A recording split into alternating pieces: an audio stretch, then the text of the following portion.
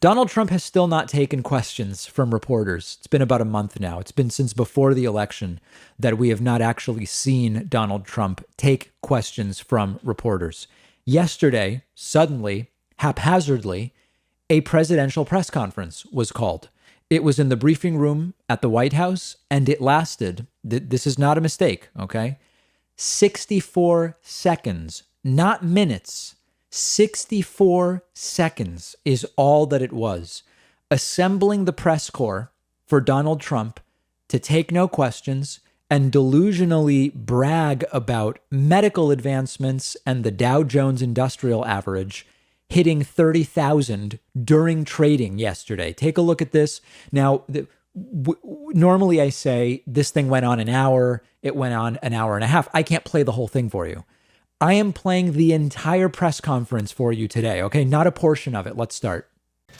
Well, thank you very much. And I just want to congratulate everybody. The stock market, Dow Jones Industrial Average just hit 30,000, which is the highest in history.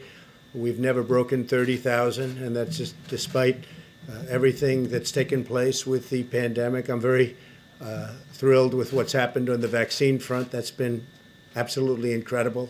I find it sort of hilarious that Donald Trump comes in and says he wants to congratulate everybody. Congratulate everybody for doing what exactly? I mean, just a bizarre start, a comedy of errors. Like every little detail is hilarious and pathetic.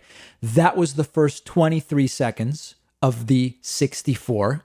Let's now get to more of this. I'm showing you everything. We're going to pick it up right where we left off. It's nothing like that has ever happened medically, and I think people are acknowledging that, and it's having a big effect. But the stock market's just broken 30,000. Never been broken, that number.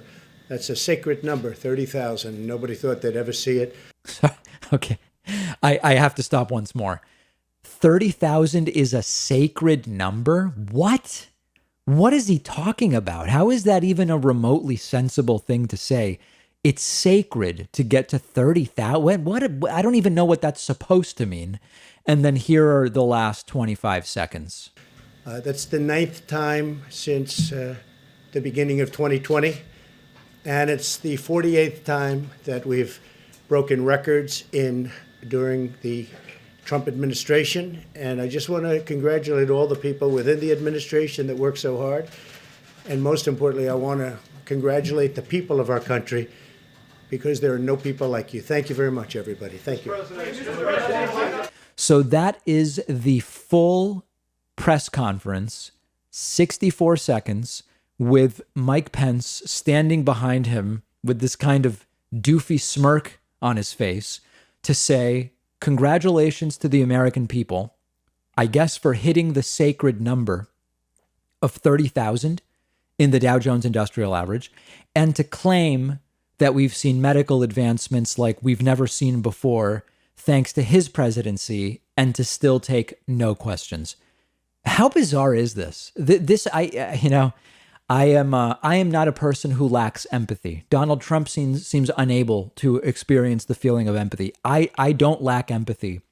And in watching these very sad 64 seconds, I actually came close to thinking about maybe feeling slightly bad for Trump, just deflated, grasping for anything that he can say or do to keep his grip on relevance as the transition to Joe Biden's presidency continues. And it seems like Trump feels it slipping away like grains on a sandy beach, slipping through one's fingers.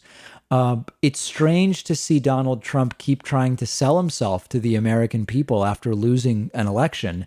And one other funny note, back during the transition period into Trump's administration, Donald Trump took credit for the rise in the stock market in November and December and early January. Remember, Barack Obama was still president then, but Donald Trump took credit and said, no, once I got elected, stocks started going up even before I was inaugurated, thanks to me.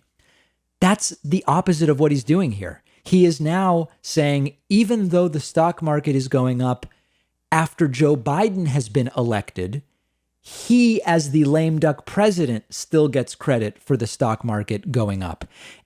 At this point, hypocrisy is dead and double standards have no meaning with this administration.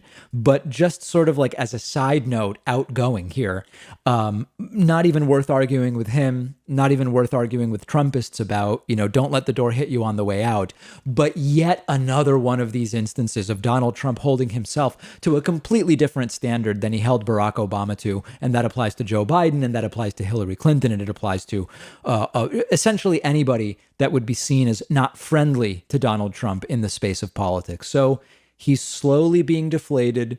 I still doubt that we will ever again see Donald Trump do a full actual press conference before leaving office where he takes questions, and he's not even going to be punished for it by his followers because they will say he's right not to take questions. The media colluded with Biden and they're all against him and they're fake. Why would he give them the ratings of letting them ask him questions? So that's what they'll say. Trump will sort of fade away, and he may, listen, we may, after Christmas, as has been suggested, he may just leave DC and that'll be it. No appearance at the inauguration would not be at all surprising. Although for optics' sake, I would be fascinated to see Donald Trump at the inauguration of President Joseph R. Biden Jr. We've got a great show for you today. Today will be like a Friday show because it is the last show of the week. We are off tomorrow and Friday for the Thanksgiving holiday, but we are here today. One more show, and then we'll be on a little bit of a break. For a limited time, our sponsor, PureVPN, is offering you a huge 86% discount on a subscription, which comes out to only about $1.50 per month. PureVPN makes you anonymous when you're browsing online, and you can trust them because they're the only VPN in the industry with an always-on third-party audit to verify that your internet activity is not being logged. By hiding your IP address, PureVPN keeps you safe from hackers and prevents you from being spied on by your internet service provider, social media companies, and even government surveillance. It also lets you watch shows and movies that aren't available in your country. PureVPN is super fast. You can use it on all of your devices. And I can tell you firsthand, the app is really easy to use. And they have 6,500 servers across the world, which is more than any other VPN in the industry. Everyone should be using a VPN when connecting to the internet, and now is the perfect time to start because PureVPN is giving you an 86% discount on a subscription, which comes out to only about $1.50 a month.